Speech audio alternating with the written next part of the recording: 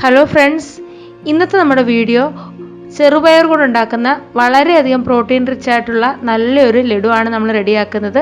ഇത് വളരെ പെട്ടെന്ന് തന്നെ നമുക്ക് റെഡിയാക്കാവുന്നതാണ്. കുട്ടികൾക്കൊക്കെ ഇഷ്ടപ്പെടുന്ന നല്ലൊരു പലഹാരമാണ് കേട്ടോ.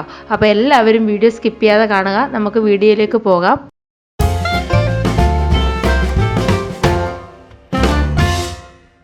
അപ്പോൾ ആദ്യം തന്നെ ഞാൻ ഒരു 200 ഗ്രാം ചെറുപയർ എടുത്തിട്ടുണ്ട്. അതൊരു ബൗളിലേക്ക് ഇട്ട് കൊടുക്കുന്നുണ്ട്. നമ്മൾ എത്രത്തോളം ഉണ്ടാക്കുന്നോ അതിനനുസരിച്ച് ഈ പയറിൻ്റെ അളവ് കൂട്ടുകയും കുറയ്ക്കുകയും ഒക്കെ ചെയ്യാം. ഇനി ഇതിലേക്ക് കുറച്ച് വെള്ളം ഒഴിച്ചു കൊടുത്തിട്ട് 1-2 പ്രാവശ്യം ഇതുപോലെ ഒന്ന് കഴുകിയെടുക്കാം. ഈ പയറിനകത്തുള്ള പൊടിയൊക്കെ പോകാനായിട്ടാണ്. അതിനുശേഷം നമുക്കിതാ ഒരു അരിപ്പയിലേക്ക് മാറ്റിയിട്ട് ഇതിൻ്റെ വെള്ളമൊക്കെ ഒന്ന് തോരാനായിട്ട് മാറ്റി വെക്കാം. 2-3 മിനിറ്റൊക്കെ ആകുമ്പോഴത്തേക്ക് ഇതിലെ വെള്ളം തന്നെ ഒക്കെ മാറി കിട്ടും. അപ്പോൾ ആ നേരം കൊണ്ട് തന്നെ ഇതിൻ്റെ മധുരത്തിന് ആവശ്യമായിട്ടുള്ള ശർക്കരപ്പാനി തയ്യാറാക്കാം. ഒരു പാത്രത്തിലേക്ക് ഞാനൊരു 150 ഗ്രാം ശർക്കരയാണ് എടുത്തിട്ടുള്ളത്. അതിലേക്ക് 1/2 കപ്പ് വെള്ളം കൂടി ചേർത്ത് കൊടുത്ത് നല്ലതുപോലെ ഒന്ന് തിളപ്പിച്ചെടുക്കാം. ഒന്ന് തിളച്ച് വരുമ്പോൾ തന്നെ ശർക്കരയൊക്കെ നല്ലതുപോലെ അലിഞ്ഞ് കിട്ടും. ഇപ്പോൾ ഇതാ ഒന്ന് തിളച്ച് വന്നിട്ടുണ്ട്. ഈ ശർക്കരയൊക്കെ ഇതുപോലെ ഒന്ന് അലിഞ്ഞ് കിട്ടിയാൽ മാത്രം പോരാ. ഈ ശർക്കര കുറച്ചൊന്ന് നല്ലതുപോലെ ഒന്ന് തിളച്ച് ചെറുതായിട്ടൊന്ന് വറ്റി വരണം കേട്ടോ. ഒരുപാടങ്ങ് വറ്റിയിട്ട് ഒരു നൂൽ പരുവൊന്നും ആവേണ്ട ആവശ്യമില്ല. നമ്മുടെ കയ്യിലൊന്ന് ചെറുതായിട്ടൊന്ന് ഒട്ടുന്ന ആ ഒരു പരുവാവണം. അതായത് ഈ ശർക്കരയൊക്കെ ഒന്ന് അലിഞ്ഞ ശേഷം ഒരു 2 മിനിറ്റും കൂടെ നല്ലതുപോലെ ഒന്ന് തിളപ്പിച്ചെടുക്കണം. അത്രയും മതി. ഇത് തിളച്ച് വന്നിട്ട് 2 മിനിറ്റും കൂടി ഒന്ന് തിളപ്പിച്ചെടുത്തിട്ടുണ്ട്. ഇനി സ്റ്റൗ ഓഫ് ചെയ്ത് കൊടുത്ത ശേഷം നമുക്കൊന്ന് തണുക്കാനായിട്ട് മാറ്റി വെക്കാം. എന്നിട്ട് അരിച്ചെടുത്തിട്ട് വേണം നമുക്കിത് ഉപയോഗിക്കാനായിട്ട്. ഇനി ഒരു കടായി അടുപ്പത്ത് വെച്ചിട്ട് അതിലേക്ക് നമ്മൾ നേരത്തെ റെഡിയാക്കി വെച്ചിരിക്കുന്ന പയറാണ് ഇട്ട് കൊടുക്കുന്നത്.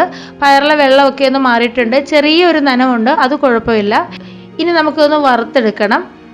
1-2 മിനിറ്റ് ആകുമ്പോൾ തന്നെ ഇതിനകത്തുള്ള വെള്ളനനവൊക്കെ മാറിയിട്ട് പയറിൻ്റെ കളറൊക്കെ മാറി തുടങ്ങും. പയറെല്ലാം നല്ല രീതിയിൽ തന്നെ വറുത്ത് ഇതിൻ്റെ കളറൊക്കെ മാറി വരണം കേട്ടോ. എങ്കിൽ മാത്രമേ അതിൻ്റെ ഒരു പച്ച ചുവ മാറി കിട്ടത്തുള്ളൂ.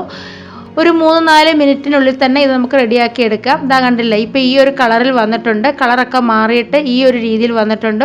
കുറച്ച് നേരം കൂടി ഒന്ന് ഇളക്കി ചേർത്ത് കൊടുക്കാം. ഇത് നല്ലതുപോലെ വറുത്ത് വരുമ്പോൾ ഇതിൻ്റെ ഒരു മണവും അതുപോലെ തന്നെ നമ്മൾ ഈ ഇളക്കി ചേർക്കുമ്പോഴുള്ള ആ ഒരു സൗണ്ടും ഒക്കെ വരുമ്പോൾ നമുക്ക് മനസ്സിലാകും ഇത് നല്ല രീതിയിൽ തന്നെ കുക്കായിട്ട് വന്നിട്ടുണ്ടെന്ന് കേട്ടോ. എല്ലാം നല്ല രീതിയിൽ തന്നെ ആയി വരണം. ഇപ്പോൾ ദാണ്ട പയറൊക്കെ നന്നായിട്ട് തന്നെ ആയി വന്നിട്ടുണ്ട്.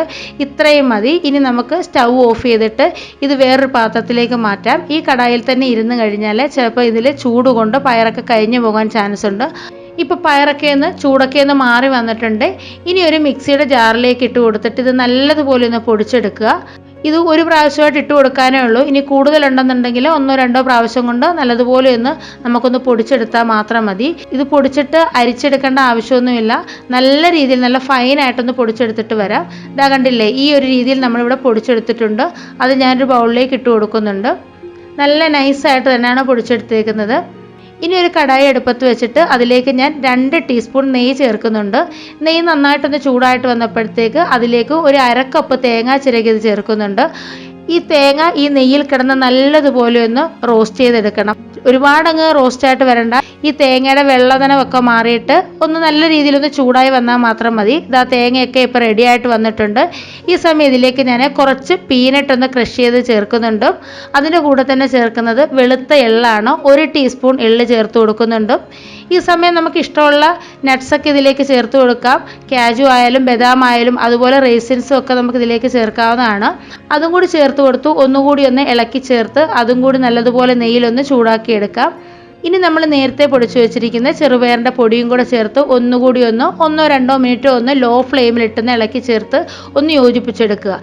ഇതെല്ലാം കൂടി ആ നെയ്യിലൊന്ന് നല്ലതുപോലെ ഒന്ന് റോസ്റ്റ് ചെയ്ത് ഒന്നുകൂടി നമ്മളൊന്ന് എടുക്കുന്നുണ്ട്.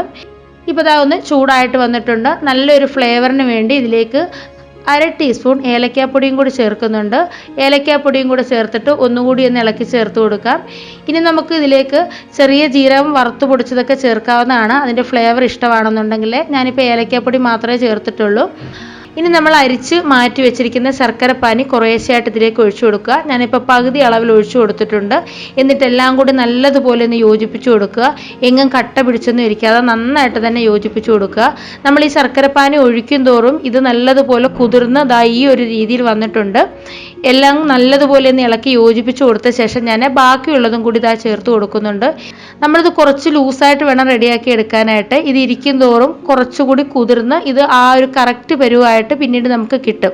ഇതാ കണ്ടില്ലേ, ഈ ഒരു ലെവലിൽ ഞാനിത് ചെയ്തെടുത്തിട്ടുണ്ട്. ഇപ്പം നല്ല ചൂടാണ്. ഞാനിപ്പോൾ സ്റ്റൗ ഓഫ് ചെയ്തിട്ടില്ല.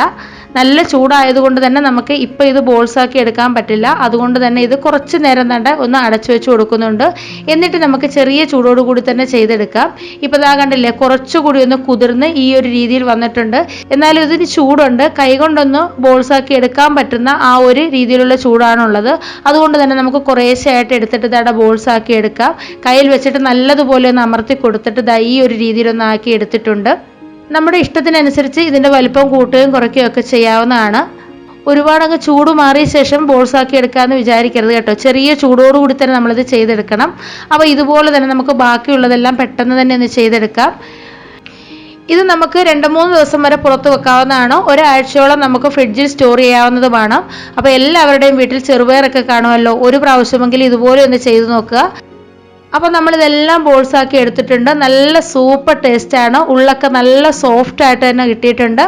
അപ്പോൾ എല്ലാവർക്കും ഇന്നത്തെ വീഡിയോ ഇഷ്ടമായെന്ന് വിചാരിക്കുന്നു. വീഡിയോ ഇഷ്ടമായിട്ടുണ്ടെങ്കിൽ ലൈക്ക് ചെയ്യാനും ഷെയർ ചെയ്യാനും കമൻറ്റ് ചെയ്യാനും, അതുപോലെ തന്നെ നമ്മുടെ ചാനൽ സബ്സ്ക്രൈബ് ചെയ്യാതെ ആരെങ്കിലും കാണുന്നുണ്ടെങ്കിൽ ഒന്ന് സബ്സ്ക്രൈബ് ചെയ്ത് സപ്പോർട്ട് ചെയ്യാനും മറക്കരുത്. അപ്പോൾ നമുക്ക് അടുത്തൊരു വീഡിയോയുമായിട്ട് വളരെ പെട്ടെന്ന് തന്നെ കാണാം. അതുവരേക്കും ബൈ, താങ്ക് യു.